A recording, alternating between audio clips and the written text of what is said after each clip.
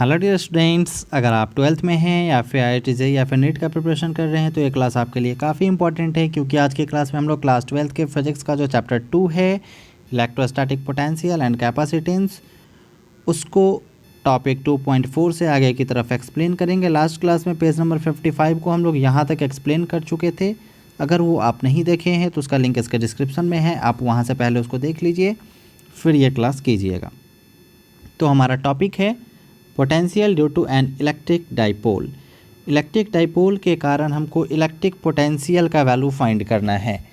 तो electric dipole हम लोग पिछले चैप्टर में चैप्टर 1 में पढ़े थे। अगर आप पढ़े हैं तो बहुत अच्छे, लेकिन एक बार मैं फिर भी रिपीट कर देता हूँ, हो सकता है शायद आपके ध्यान में ना हो। इलेक्ट्रिक डाइपोल हम लोग किसको बोलते हैं? A system of two equal and opposite charges, एक ऐसा सिस्टम जो दो इक्वल और अपोजिट चार्जेस से मिलके बना होता है और पर्टिकुलर डिस्टेंस पे रखा होता है। A system of two equal and opposite charges separated by distance 2a, जो कि कुछ डिस्टेंस पे रखा होता है। उस डिस्टेंस को जनरली हम लोग 2a कंसीडर कर लेते हैं और ये सिस्टम हमारा इलेक्ट्रिक डाइपोल कहलाता है। तो चलिए अब इसमें लिखी हुई बातों को हम लोग पढ़ते हैं। As we learned in the last chapter, an electric dipole consists of two charges q and minus q separated by a small distance 2a।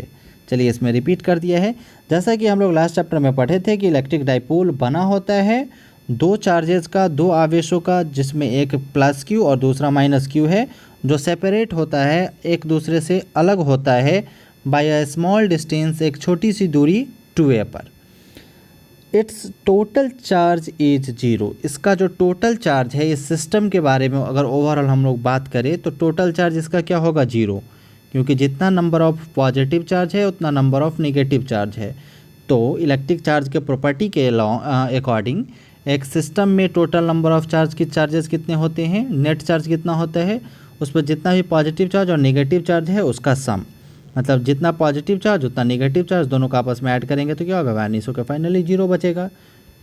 फिर आगे हम लोग देखते हैं। It is characterised by a dipole moment vector p whose magnitude is q into 2a and which points in the direction from minus q to plus q, figure 2.5। अब इसका कहना है कि जनरली हम लोग इलेक्ट्रिक डाइपोल को electric dipole moment के साथ डील करते हैं। इलेक्ट्रिक डाइपोल मोमेंट का हमारा फॉर्मूला क्या होता है? जो चार्ज का वैल्यू है, दोनों में से कोई भी एक चार्ज ले लीजिए, दोनों का वैल्यू सेम है Q, और जो वो जिस किसी भी electric dipole moment P equal to Q into दोनों के बीच का जो डिस्टेंस होता है 2a, वो 2a, मतलब electric dipole moment equal to क्या हो जाएगा? Q into 2a। ये फार्मूला हमेशा ध्यान में रखिएगा। कभी कभी ऑब्जेक्टिव में इसका डायमेंशन पूछ देगा, ऐसा यूनिट पूछ देता है, कभी कभी फार्मूला को डायरेक्ट पुट कर देता है। तो इलेक्ट्रिक डाइपोल मोमेंट का फार्मूला हमेशा ध्यान में रहना चाहिए, Q इंटू 2a। तो इसका कहना है कि इलेक्ट्रिक डाइपोल मोमेंट का जो मैग्नीट्यूड है वो Q इंटू 2a होता है, और इलेक्ट्रिक डाइपोल मोमेंट का जो डायरेक्शन है हमेशा किधर से किधर होता है? निगेटिव चार्ज से पॉजिटिव चार्ज की तरफ। हमेशा इलेक्ट्रिक डाइपोल मोमेंट का डायरेक्शन निगेटिव टू पॉजिटिव ही रहेगा, ये कन्वेंशनल है। फिर we also saw that the electric field of a dipole at a point with position vector r depends not just on magnitude r but also on the angle between r and p। फिर हम लोग जानते हैं कि ये अगर किसी कोई हमारा इलेक्ट्रिक डाइपोल है और यहाँ से इलेक्ट्रिक फील्ड लाइन जो हमारा जनरेट हो रहा है, इसकी तुलना अगर हम किसी भी पॉइंट पे अगर करें, पोजीशन मान लीजिए कि यहाँ से डिस्टेंस r पे है, तो उस कंडीशन में जो हमारा इलेक्ट्रिक फील्ड है वो पोजीशन वेक्टर r सिर्फ r पे ही डिपेंड नहीं करता है। जैसे यहाँ से यहाँ की तुलना में पोजीशन वेक्टर r है तो सिर्फ इसी पर डिपेंड नहीं करता है, इसके साथ वो r और जो इलेक्ट्रिक डाइपोल मोमेंट है, मतलब ये हमारा इलेक्ट्रिक डाइपोल मोमेंट का डायरेक्शन हो गया, और ये हमारा r जो हमारा पोजीशन वेक्टर है इसका डायरेक्शन है। तो ये हमारा किस चीज़ पर डिपेंड करता है? ये जो हमारा इसका डायरेक्शन है, किसका डायरेक्शन है? इलेक्ट्रिक डाइपोल मोमेंट का डायरेक्शन है। मान लीजिए माइनस Q से प्लस Q, और इधर इलेक्ट्रिक फील्ड का डायरेक्शन है, और मान लीजिए कि यहाँ पर किसी पॉइंट पर हमारा यह पोजीशन वेक्टर को शो कर रहा है। तो इस दोनों के बीच का जो एंगल है इस पर डिपेंड करता है, ठीक है। फर्दर फिर हम लोग नेक्स्ट पेज में चलते हैं, पेज नंबर 56।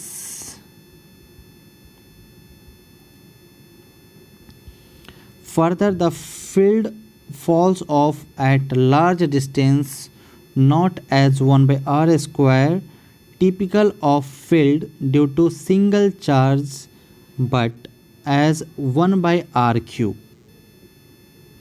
इस तरह से हमारा इलेक्ट्रिक फील्ड जो होता है वो नीचे गिर जाता है जब लार्ज डिस्टेंस को हम लोग लेते हैं। तो चूँकि डिस्टेंस जब 1/r स्क्वायर होगा तो 1/r स्क्वायर हमारा जो डिस्टेंस होगा उस पे, या फिर 1/r क्यूब डिस्टेंस होगा, मतलब ये डिस्टेंस हमारा बहुत छोटा डिस्टेंस हो जाएगा।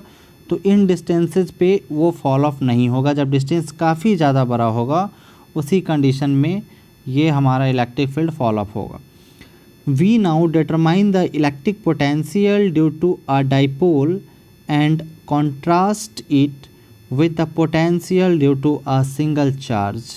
अब हम लोग क्या करते हैं, इलेक्ट्रिक पोटेंशियल का वैल्यू डिटरमाइन करते हैं इलेक्ट्रिक डाइपोल के कारण, और इसको हम लोग क्या करते हैं फिर इलेक्ट्रिक सिंगल चार्ज के कारण जो हमारा इलेक्ट्रिक पोटेंशियल होता है उसके साथ इसको हम लोग मिंगल करते हैं।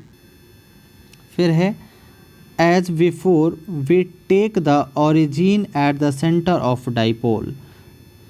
जैसा कि हम लोग ओरिजिन जो है वो कहाँ पर लेते हैं, इसके सेंटर पर लेते हैं। इस फिगर को अगर हम देखें तो ये हमारा इलेक्ट्रिक डाइपोल का फिगर है। अब इसका कहना है कि हम लोग पहले की तरह ही इस तरह का सेम कंडीशन हम लोग इलेक्ट्रिक फील्ड में भी पढ़े थे। We take origin at the centre of dipole. Origin को हम लोग कहाँ पर लेते हैं, इसके सेंटर पर। इलेक्ट्रिक डाइपोल का जो सेंटर है यहाँ पर ले रहे हैं, मतलब ओरिजिन जो है इसके सेंटर पे है। जितना डिस्टेंस इससे इधर है उतना डिस्टेंस इससे इधर भी है। फिर है now we know that the electric field obeys the superposition principle. अब हम लोग क्या जानते हैं कि इलेक्ट्रिक फील्ड हमारा सुपरपोजिशन प्रिंसिपल को फॉलो करता है। सुपरपोजिशन प्रिंसिपल आपके ध्यान में होगा कि जब हम लोग इलेक्ट्रिक फोर्स के लिए पढ़े थे या फिर इलेक्ट्रिक फील्ड के लिए पढ़े थे तो उस कंडीशन में क्या देखे थे कि बहुत सारा चार्जेज है और सारा चार्जेज मिलकर किसी एक पर्टिकुलर चार्ज पर जो फोर्स अप्लाई कर रहा था या फिर इलेक्ट्रिक फील्ड अप्लाई कर रहा था वो क्या था, हमारा ओवरऑल सम था। बाकी सारे चार्जेस के कारण जो फोर्स अप्लाई हो रहा था या फिर जो इलेक्ट्रिक फील्ड अप्लाई हो रहा था उसके वेक्टर सम की, वही हमारा सुपरपोजिशन प्रिंसिपल था। फिर है since potential is related to work done by the field. अब चूंकि हम लोग जानते हैं कि पोटेंशियल क्या होता है, work done. Potential, electric potential जो है एक तरह का वर्क डन है। वो वर्क डन किसके कारण है, इलेक्ट्रिक फील्ड के कारण। चूँकि इलेक्ट्रिक फील्ड में हम लोग मान लीजिए कि यहाँ पर चार्ज है, चार्ज के कारण चारों तरफ इलेक्ट्रिक फील्ड बना हुआ है और इस इलेक्ट्रिक फील्ड में चार्ज को हम लोग इनफाइनाइट से किसी एक पर्टिकुलर पॉइंट पर लाते हैं तो लाने में जो वर्क डन होता है इसी को हम लोग इलेक्ट्रिक पोटेंशियल बोलते हैं। और ये वर्क डन क्यों होता है, इस चार्ज के कारण जो इलेक्ट्रिक फील्ड प्रोड्यूस हो रहा है उसके कारण। तो इसको दूसरे वे में हम लोग बोल सकते हैं कि वर्क डन किसके कारण हो रहा है, इलेक्ट्रिक फील्ड के कारण हो रहा है। फिर है electrostatic potential also follows the superposition principal. जिस तरह से electric field electric force superposition principle को फॉलो करता था उसी तरह से इलेक्ट्रिक पोटेंशियल भी सुपरपोजिशन प्रिंसिपल को फॉलो करता है। Thus the potential due to dipole is the sum of potentials due to charge q and minus q। इस तरह से जो पोटेंशियल है इलेक्ट्रिक डाइपोल के कारण वो क्या है, सम है, जोड़ है। किसके कारण, जो पॉजिटिव चार्ज प्लस क्यू और नेगेटिव चार्ज माइनस क्यू के कारण जो electric field electric potential produce हो रहा है उसके कारण। अब यहाँ पर एक साथ ही इन्होंने लिख दिया है कि इलेक्ट्रिक पोटेंशियल जो है हमारा वो क्या है। अब इस फिगर को एक बार थोड़ा सा आप फिर से देखेंगे। मान लीजिए कि पॉजिटिव चार्ज से ये डिस्टेंस P पॉइंट का R1 है और नेगेटिव चार्ज से ये डिस्टेंस R2 है और मिड पॉइंट से R है रेफरेंस के लिए, ठीक है। तो इस कंडीशन में जो इलेक्ट्रिक पोटेंशियल अगर हम लोग देखें पॉजिटिव चार्ज के कारण तो क्या हो जाएगा, इलेक्ट्रिक पोटेंशियल को हम लोग V से डिनोट करते हैं, V = 1/4πε0 इंटू Q/R1, Q/R1 हो जाएगा यहाँ से ये।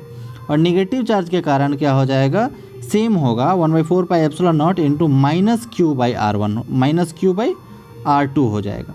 तो वही चीज़ यहाँ पर कंबाइंड रूप से लिखा हुआ है कि जब हम लोग दोनों को ऐड करेंगे इलेक्ट्रिक पोटेंशियल को V इक्वल टू, तो क्या हो जाएगा 1/4 pi epsilon naught into Q/R1, और फिर बीच में हमारा प्लस होगा माइनस Q/4 पाई एप्सिलॉन नॉट इंटू R2।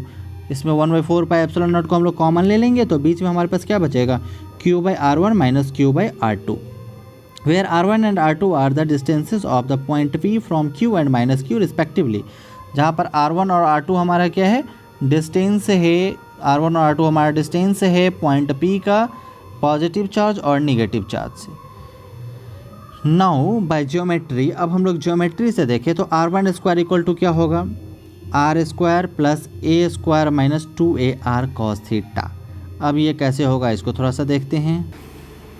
यहाँ पे अगर हम लोग ऑब्जर्व करें तो R1 यहाँ पे स्मॉलर है इस R की तुलना में, इसलिए यहाँ पे R1 square is equal to R square plus A square minus 2AR cos theta लिया गया है। और जबकि यहाँ पर R2 हमारा बड़ा है, लार्जर है R की तुलना में, इस वजह से यहाँ पे R2 square is equal to R square plus A square plus 2AR cos theta लिया गया है। तो ज्योमेट्री के हिसाब से ये यहाँ पे मेंशन्ड है। इसका वे ऑफ जो इसका समझाने का तरीका है NCERT का, वो थोड़ा सा डिफ़िकल्ट टाइप है, आप इसको समझने का कोशिश करें। अदरवाइज सेम लेक्चर का लिंक मैं डिस्क्रिप्शन में दे दूँगा जिसको मैंने समझाया है अपने मेथड से, उसको आप देख सकते हैं। वो बड़ा सिंपल सा मेथड है मतलब सेम टॉपिक को समझने का। फिर है we take R much greater than A। अब यहाँ इसका कहना है कि दोनों के बीच का जो डिस्टेंस 2A है इसको हम लोग छोटा सा ले लेते हैं, किसकी तुलना में, यहाँ जो R लिए हैं इसकी तुलना में, मतलब इस डिस्टेंस की तुलना में ये वाला डिस्टेंस जो है वो बहुत छोटा है। And remain terms only up to the first order in A/R, और इसको फर्स्ट टर्म में ही रहने दिया जाता है, फर्स्ट ऑर्डर में रहने दिया जाता है A/R के रिस्पेक्ट में। मतलब इसको R1 स्क्वायर जो था हमारा इक्वल टू क्या था, R स्क्वायर।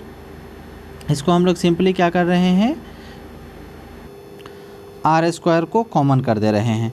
तो R स्क्वायर को जैसे ही हम लोग कॉमन करेंगे, ये R स्क्वायर से R स्क्वायर कैंसिल होके 1 हमारा बाहर हो जाएगा। फिर ये वाले टर्म को पहले लिख लिया गया है, यहाँ पर R स्क्वायर से हम लोग डिवाइड करेंगे तो एक R कैंसिल हो जाएगा, सिर्फ नीचे R बचेगा, और यहाँ पे आपका फिर A square divided by R square. फिर अब ये हमारा क्या है, अप्रॉक्सीमेटली इक्वल है R square into 1 minus 2A cos theta by R के। A square by R square को यहाँ पर इग्नोर कर दिया गया है इस वजह से, चूँकि यहाँ पे हमारा A स्क्वायर जो है वो बहुत छोटा हो जाएगा, चूँकि A हमारा क्या है, बहुत छोटा है R की तुलना में। इस कारण से यहाँ पर ये वाले टर्म को इग्नोर कर दिया गया है, इसको अप्रॉक्स लगभग इतना मान लिया गया है। ऐसा मान लीजिए आपको 1000 रुपये है आपके पास और उसमें कोई आपको 10 पैसा दे दे, तो उसमें क्या फ़र्क पड़ेगा, कुछ फ़र्क नहीं पड़ेगा, आप लेना भी नहीं पसंद करेंगे। उसी तरह का कंडीशन यहाँ पे है सिमिलरली। अब इसी तरह से R2 स्क्वायर को भी अगर हम लोग R2 स्क्वायर कॉमन ले ले तो क्या हो जाएगा, फाइनली 1 प्लस, यहाँ पे माइनस के बदले प्लस हो जाता है 2A cos theta by R, और यहाँ पे plus A square by R square, तो उसको हम लोग इग्नोर कर देते और डायरेक्टली ये इस वाले स्टेप को लिख दिया है कि R2 स्क्वायर इक्वल टू जो है हमारा वो क्या हो जाएगा, approx R square into 1 plus 2A cos theta by R। Using binomial theorem and retaining terms up to the first order in A/R we obtain. अब यहाँ पर बाइनोमियल थ्योरम के कॉन्सेप्ट को ला दिया है। अगर जो थोड़ा सा बाइनोमियल कॉन्सेप्ट को नहीं जानते हो, बायो के स्टूडेंट हो, तो उनको प्रॉब्लम हो सकती है, इसलिए ये NCERT का जो ये समझाने का तरीका जो लिखा हुआ है वो ज़्यादा प्रेफरेबल नहीं है। आप निश्चित रूप से जो मैंने पढ़ाया था उसको आप देख लीजिएगा, सेम टॉपिक को, उसका लिंक मैं इसका डिस्क्रिप्शन में दे दूंगा। तो 1/R1 इक्वल टू, अगर हम लोग मतलब इसको अगर इन्वर्स करना चाहे, उल्टा करना चाहे, तो 1/R1 इक्वल टू क्या हो जाएगा, अप्रॉक्स 1/R। मतलब दो चीज़ों को हम लोग एक साथ एग्जीक्यूट कर रहे हैं। एक तो हमारा स्क्वायर है यहाँ पर R1 स्क्वायर, इसको हम लोग इन्वर्स कर रहे हैं, मतलब 1/R स्क्वायर कर रहे हैं। अब यहाँ से स्क्वायर हटा के इधर हम लोग रूट भी डाल रहे हैं, मतलब दो काम एक साथ कर रहे हैं। तो यहाँ पर 1/R1 इज़ अप्रॉक्स क्या हो जाएगा, R स्क्वायर था तो 1/R हो जाएगा रूट आने से, मतलब कि 1/R स्क्वायर अगर हो इसका रूट करेंगे तो क्या बचेगा, सिर्फ 1/R बचेगा। तो 1/R और minus 2A cos theta by R, minus 2A cos theta by R इसका रूट। अब इसका रूट जैसे ये अगर इसको हम लोग उल्टा करें, मतलब इसको उल्टा कर रहे हैं 1/r², तो इसको भी उल्टा करना पड़ेगा, 1 लिखना पड़ेगा, 1/1 - 2a cos थीटा। तो इसको ऊपर ही रखना अगर चाह रहे हैं तो क्या करेंगे, 1 - 2a cos थीटा/r, इसका पावर -1 कर देंगे, है ना। अब इसके ऊपर अगर रूट चल रहा है तो रूट का मतलब क्या होता है, पावर 1/2, 1/2 से 1 में मल्टीप्लाई करेंगे तो कितना हो जाएगा, -1/2। तो वही चीज़ यहाँ पर डायरेक्टली मेंशन किया गया है, बहुत सारे स्टेप्स गायब हैं। तो 1/r1 is approx equal to 1/r into 1 - 2a cos theta, इसका पावर -1/2। फिर क्या है, 1/r into 1 plus a cos theta, या फिर यहाँ पे क्या किया गया है, इस चीज़ को आप थोड़ा सा ऑब्जर्व करेंगे। ये हमारा बाइनोमियल थ्योरम एक्सप्रेशन है एक तरह का। ये जो हमारा एग्जीक्यूशन है ये वाले पोर्शन का, ये डायरेक्ट कन्वर्टेड है इसमें। 1 - 2a cos थीटा/r इस तरह का कंडीशन हो और इसका पावर -1/2 हो, मतलब निगेटिव के फॉर्म में हो, तो उसको हम लोग डायरेक्ट ऐसे लिख सकते हैं। 1/r हमारा बाहर है, इससे कोई मतलब है नहीं, और ये हमारा निगेटिव पॉजिटिव में कन्वर्ट हो जाएगा बाइनोमियल थ्योरम के फॉर्मूला के अकॉर्डिंग। तो 1 प्लस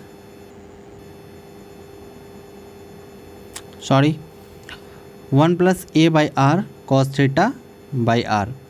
तो बाइनोमियल थ्योरम के अकॉर्डिंग इसको हम लोग ऐसे लिख सकते हैं। फिर सेम चीज़ को फॉलो करवा दिया गया 1/r2 के लिए। तो 1/r2 is approx equal to 1/r into 1 plus 2a cos theta whole to the power -1/2 आएगा। और इसको हम लोग जब यहाँ पे पॉजिटिव होगा तो नेगेटिव कर देंगे, नेगेटिव होगा तो पॉजिटिव कर देंगे बाइनोमियल थ्योरम के फार्मूला के अकॉर्डिंग। फिर यूजिंग इक्वेशन 2.9 एंड 2.13, ये जो हमारा इक्वेशन 2.9 आया था ऊपर, ये इक्वेशन, और 2.13 जो हमारा नीचे है, ये वाला इक्वेशन ए और B, and p equal to q into 2a जो हम लोग जानते हैं, वी गेट हम लोग क्या प्राप्त करते हैं इस फार्मूला के अकॉर्डिंग। यहाँ पर 1/r1 और 1/r2 जो है हमारा, उसका इसका वैल्यू हम लोग इसमें पुट कर देंगे। ये जो हमारा है q/r1 और q/r2, तो q को हम लोग कॉमन चाहे तो ले सकते हैं, तो क्या बचेगा 1/r1 माइनस 1/r2। तो 1/r1 और 1/r2 का जो वैल्यू है, ये वैल्यू और ये वैल्यू, इसको हम लोग डायरेक्ट पुट कर देंगे। तो डायरेक्ट पुट करेंगे तो क्या है, q/4πε0 तो हमारा कॉमन है, और इधर 1/r1 मतलब 1/r1 के बदले कितना हो जाएगा, 1/r इंटू ये वाला टर्म यहाँ पे आ जाएगा, माइनस 1/ ये वाला टर्म यहाँ पे आ जाएगा 1/, है ना। फाइनली इसको हम लोग कैलकुलेट करेंगे तो हमारा electric potential V equal to आ जाएगा q/4πε0 इंटू 2a cos थीटा/r², जहाँ पर q इंटू 2a हम लोग क्या जानते हैं, इस दोनों टर्म को अगर हम लोग आपस में इंक्लूड कर दे, q इंटू 2a हमारा होता है p, इलेक्ट्रिक डायपोल मोमेंट। तो क्या हो जाएगा finally p cos theta into r²। अब now p cos theta equal to p into r cap, यहाँ पर p cos थीटा हमारा जो है उसको ये p इंटू आर कैप बोल रहा है, मतलब ये डायरेक्शन के अलॉन्ग उसको बताना चाह रहा है, डायरेक्शन के अलॉन्ग डाल रहा है।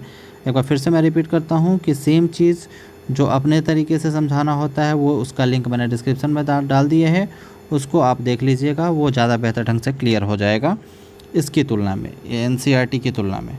फिर हम लोग नेक्स्ट पेज में चलते हैं।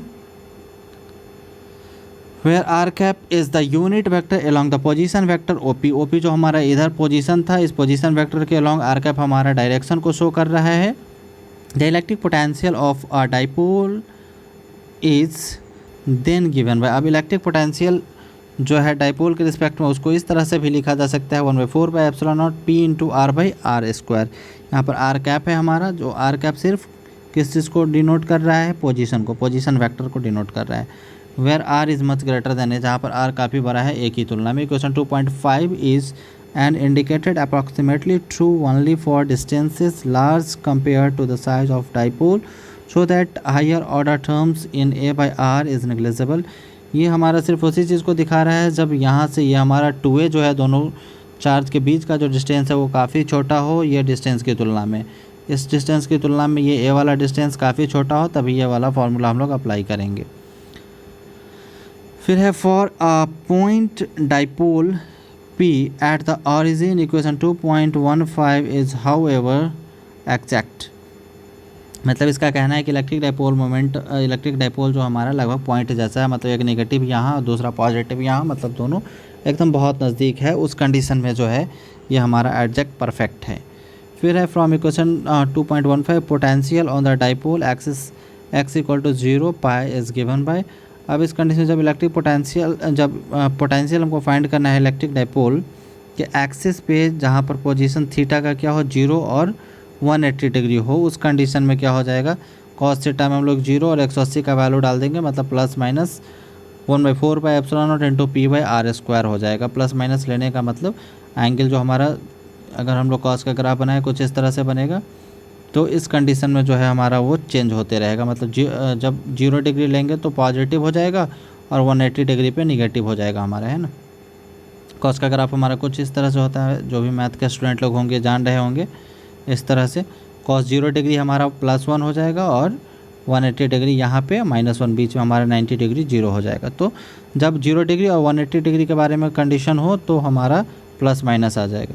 The potential in the equatorial plane theta equal to π/2 is 0। अब इलेक्ट्रिक पोटेंशियल जो हमारा इक्वाटोरियल वाले कंडीशन में होगा, उस कंडीशन में क्या हो जाएगा 0। क्यों? क्योंकि अभी हम लोग ग्राफ देखे थे, यहाँ पे हमारा जो वैल्यू आएगा कॉस थीटा का वो क्या हो जाएगा 0, मतलब कॉस थीटा का वैल्यू 0, तो ओवरऑल ये हमारा 0 हो जाएगा। फिर the important contrasting features of electric potential of a dipole form that due to single charge are clear from equation 2.28 and 2.15। अब ये जो है हमारे इंपॉर्टेंट फीचर्स जो इलेक्ट्रिक पोटेंशियल के बारे में है वो इक्वेशन 2.8 और 2.15 से क्लियर होता है, उसको हम लोग देखते हैं क्या क्या है।